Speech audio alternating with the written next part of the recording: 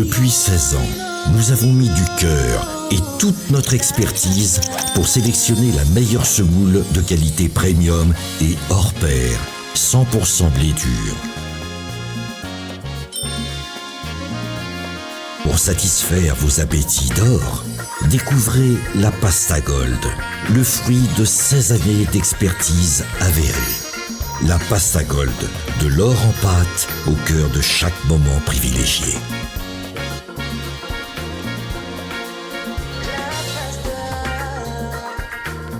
Après la Pasta Gold, découvrez la Pasta Gold Premium.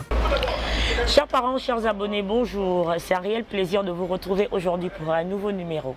Celui que nous recevons était animateur du Bad Power Show, présentateur officiel du comité Miss Gabon, aujourd'hui président du conseil d'administration de l'Institut gabonais de l'image et du son. Vous l'avez compris, notre invité n'est autre que Régis Massimba. Bonjour. Bonjour Charlène. Alors, je vous vois ou on se tutoie? Non, tu as été ma mise quand même à une certaine époque, justement, en parlant du commis. Là, on peut se tutoyer. D'accord. Alors, merci d'avoir accepté notre invitation. C'est moi. Qui est Régis Massimba? En dehors de ce que tout le monde sait. En dehors de ce que tout le monde sait, waouh. Mais tout le monde sait tout, de toute façon. Ouais. Mais Régis Massimba, c'est un Gabonais qui est âgé aujourd'hui de 54 ans, parce qu'il est né le 4 mai 1968 à Lambaréné. Il a fait ses études primaires à l'école publique de Nzanyon 1. Il a fait son lycée 6e et 5e au collège Saint-Gabriel de Mouila. Et puis tout le reste jusqu'en terminale, il a eu son bac au collège Bessieux de Libreville. Ensuite, il va à l'université au département d'anglais. Et en deuxième année, il rencontre le métier de médias, à radio en particulier. Donc il devient animateur. Et puis 2 ans plus tard, même pas 1 an plus tard, il devient animateur télé, d'où le Bad Power Show, justement. Et puis Africa numéro 1 en 1996. Et puis voilà, aujourd'hui, président PCA de l'IGIS. Très bien. Ça, c'est ce conseil de Régis. Mais aujourd'hui, on parle de Régis le père. Comment décrirais-tu ton enfance, Régis? Alors, moi, j'ai eu une enfance difficile, il faut pas se le nier au départ. Je suis né à Lambaréné, presque dans un village qui s'appelle Bengué 2. C'est une partie que je ne maîtrise pas beaucoup parce que mes parents ne m'en parlent pas beaucoup non plus. Et ensuite on va à Lambaréné, au centre de Lambaréné, où mon père était pilote de bac. Quand on dit pilote, ça fait genre avion et tout, non? Il était conducteur de bac, voilà. Le bac, c'est quoi? C'est cette espèce de bateau qui faisait la traversée de l'Ogooué entre Mouila et Lambaréné pour rejoindre Libreville. Parce que tous ceux qui fréquentaient le sud du Gabon étaient obligés de passer par le bac à cette époque-là pour venir continuer leurs études à la capitale. Donc c'est mon père justement qui faisait traverser ces gens-là. D'accord. Et puis bon, à un moment donné, on avait une vie paisible à Lambaréné, tranquille. Il a décidé de partir de Lambaréné pour Libreville. Et là, je suis resté 1 an à Lambaréné pour attendre la fin de l'année scolaire. Et là, j'ai eu toutes les galères du monde. Mais bon, à la fin de l'année, il m'a fait venir à Libreville. Le temps de s'installer à Libreville, on a galéré aussi. On allait de maison en maison, de quartier en quartier. Et puis à la fin, on a fini par s'établir à Nzanyon. Et jusqu'alors, je me considère toujours comme un enfant de Nzanyon. Voilà. Donc voilà un peu le parcours de mon enfance. Et c'était exaltant parce que même dans la pauvreté, on trouvait le temps d'être joyeux avec mes petits copains de quartier et de l'école primaire. Mais selon toi, comment décrirais-tu l'éducation que tu as reçue de tes parents? Sévères, ils étaient sévères, ils étaient doux, compréhensifs? Très sévères, oui. Mon père était très sévère, au point même, à un moment donné, quand j'étais devenu grand, je voulais même me venger, quoi. Mais ma vengeance, non pas du tout. Ma vengeance n'était pas une vengeance physique. D'accord. C'était simplement que bon, maintenant je suis grand. Tu es dans mon salon là. Je ne tolère plus. Tu veux l'argent. Tu veux payer l'assurance de ta voiture. Tu te souviens de ce que tu me faisais là. Mais non, sincèrement, j'ai eu un père magnifique. Magnifique. Très bonne éducation. Il a compris comment ça fonctionnait avec les enfants. Les Noirs, quoi, les Africains. D'accord. Parce que sans la chicotte, certaines choses ne seraient pas possibles aujourd'hui. Parfois je m'insurge contre ceux qui disent ne plus frapper les enfants.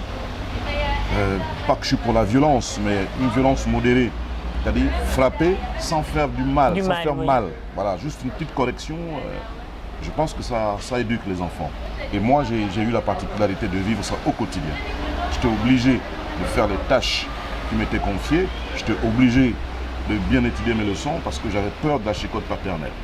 C'est ma mère qui était comme d'habitude, le petit côté mou, materné, toujours là, voilà, et tout. Et puis bon, la difficulté, c'est quand, à l'âge de 11 ans, mes parents se séparent.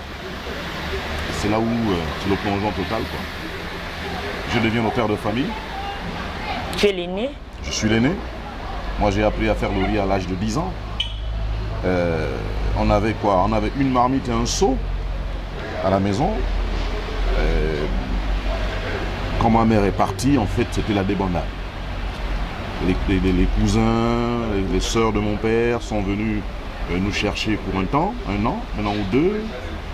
Et puis mon père a dit non, ça va, je ne suis pas laisser loin de mes enfants, il faut qu'ils viennent à côté de moi, mais sauf que la maison était désorganisée. Il n'y avait plus de femmes, donc il n'y avait plus rien. Il mangeait dehors, il faisait sa vie dehors. Et nous, on a décidé de revenir à la maison, moi en particulier et ma petite sœur. Et donc je suis devenu la maman. C'est moi qui faisais le riz. On avait une seule marmite pour le riz et pour la sauce. Donc tu fais d'abord la sauce. Tu prends la sauce, tu mets dans une grosse assiette là. Tu laves la même marmite. Pour refaire le riz. Pour refaire le riz, tu vois.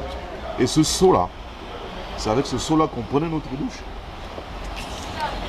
Wow. Quand on a pris la douche, eh bien, chacun a fini la douche là. Maintenant, le même seau, on va à la pompe. Il y avait une pompe publique pas loin. Et c'est dans ce seau-là qu'on prenait de l'eau pour faire la cuisine. C'était terrible. Et mon père, qui allait au boulot, en fait, pensait que le cousin et la cousine qu'il avait chez lui s'occupaient de nous. Et nous, on avait peur de dire à notre père que non, c'était pas le cas. C'était pas le cas. C'est pas possible, on mange pas. Et quand il a su, ah là, ça a été radical. Il a dit, il faut que je prenne une femme. Et c'est comme ça qu'il allait épouser, il n'a pas épousé malheureusement, il allait chercher une femme. Une autre femme. Voilà, maman Angélique. Et c'est elle qui s'est occupée de nous jusqu'à sa mort. Malheureusement, elle est partie trop tôt. Elle n'a pas bénéficié. Excusez-moi.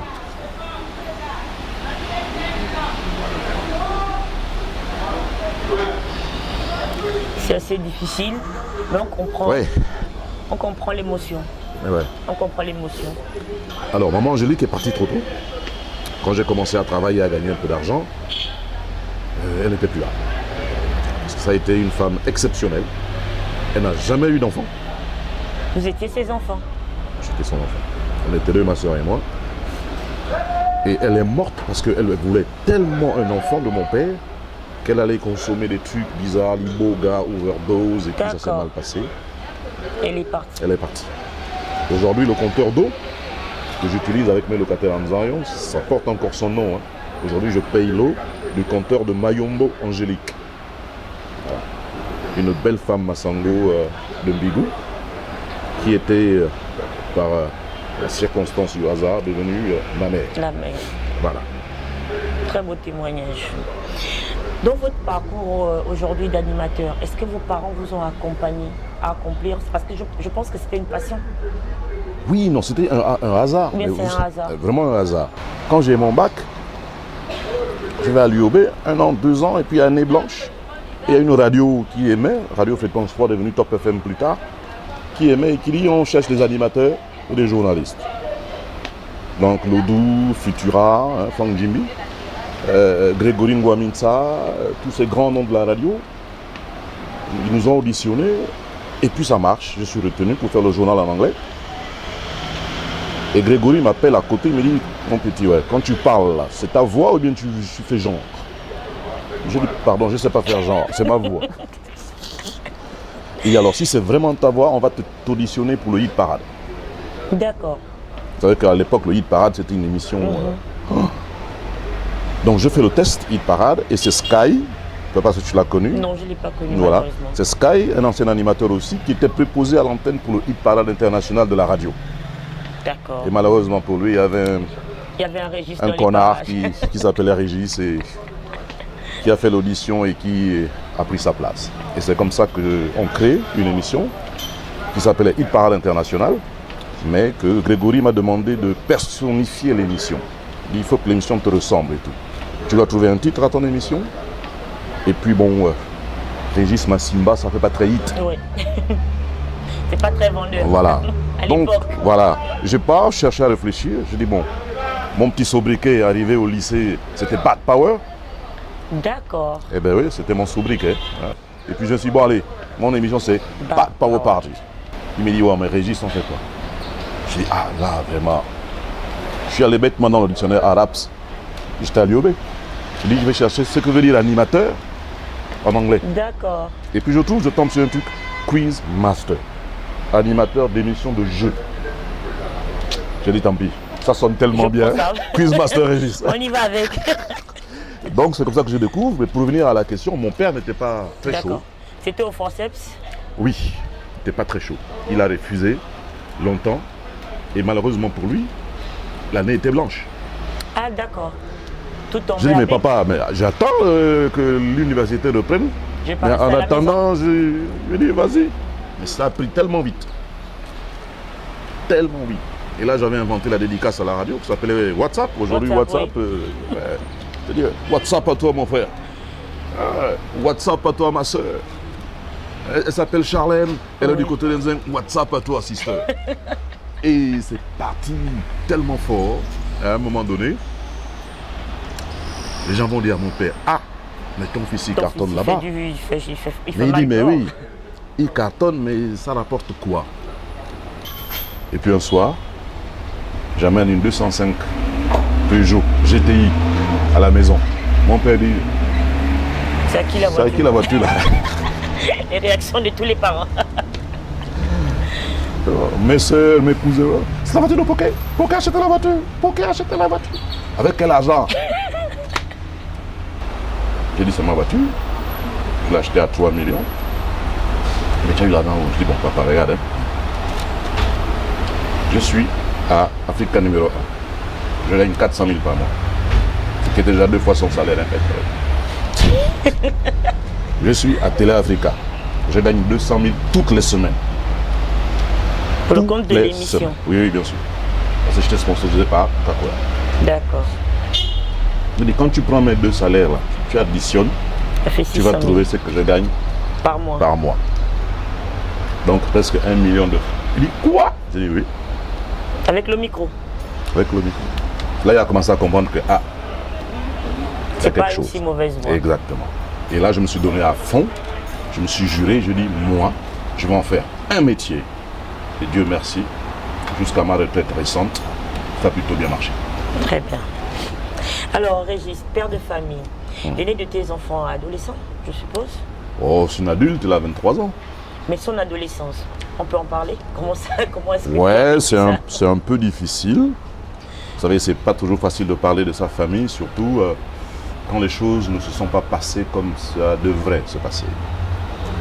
Parce que ma première fille, parce que c'est une fille, elle s'appelle Jemila, elle est au Maroc en ce moment. Elle est venue au monde dans des circonstances un peu spéciales. D'accord. C'est-à-dire que j'étais avec sa mère, s'est chamaillée, elle est allée chez elle,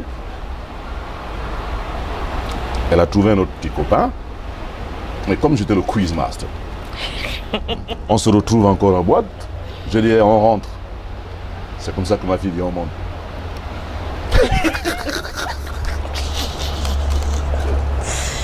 Tu vois, je n'ai pas envie d'aller dans les détails parce que ouais, il y a des familles qui sont impliquées dedans. Oui, je vous ai bien dit qu'elle avait quelqu'un. Donc voilà, est-ce que c'est... Et puis bon, ça finit au tribunal et tout, et je suis le père aujourd'hui. Donc, je n'ai pas vraiment connu l'adolescence de ma fille. Je payais ses études en étant chez moi parce qu'elle vivait avec sa grand-mère, que je salue au passage. Et puis bon, ben, c'est quand elle a commencé à grandir, à devenir une petite femme, fille, qu'elle est venue chez moi. Donc 2 ou 3 ans avant son bac, on était là. Et puis bon, donc vraiment, je ne peux pas te parler de son adolescence. Pareil pour mon fils aussi. Pratiquement les mêmes circonstances. Bon, je ne sais pas si j'en suis toujours le père, mais bon, bref, c'est encore mon nom qu'il porte. Lui aussi, bon, ben, par des malentendus que je ne peux pas évoquer ici, il est parti. Voilà. J'ai plus de ces nouvelles. Justement, dites à nos abonnés, à nos parents, comment est-ce que Régis quitte d'homme à femme à l'époux d'une seule femme? D'homme à femme. Donc toi, tu m'accuses aussi. C'est quoi ce déclic? Non. Tu sais, quand on était plus jeune, parce que ça vient parfois de loin, quand on était plus jeune, à Bessieux, c'est une classe de 38 élèves. Il y a 30 enfants de ministres, 4 enfants de secrétaires généraux, presque ministres délégués, 2 enfants de DG. Et puis il y a un fils de chauffeur, c'est moi. Le maître de mathématiques arrive en classe. Bon, chacun se lève, chacun se présente, donne son nom et prénom, le nom du père et sa fonction. Donc je suis là. J'étais au 4e banc. Oui, monsieur. Maurice Leflemme, père, Leflemme Maurice, oui, fonction. Directeur du protocole du président de la République. Ministre, tout ça. D'accord. Oui, monsieur. Damas Kern, oui, père, ministre, bon, vous voyez le tableau, quoi. Et puis ça avance comme ça, là. Tout le monde, DG, ministre, secrétaire. Ministre, secrétaire, le directeur. Oui, vous, Massimba Régis, très bien. Père, Oudiangou David. D'abord, là, on dirait. C'est quoi ce nom? Tout ce que j'ai entendu. Voilà, c'est ça, ouais. Oui, profession, chauffeur. Oh là là. Tollé dans la classe.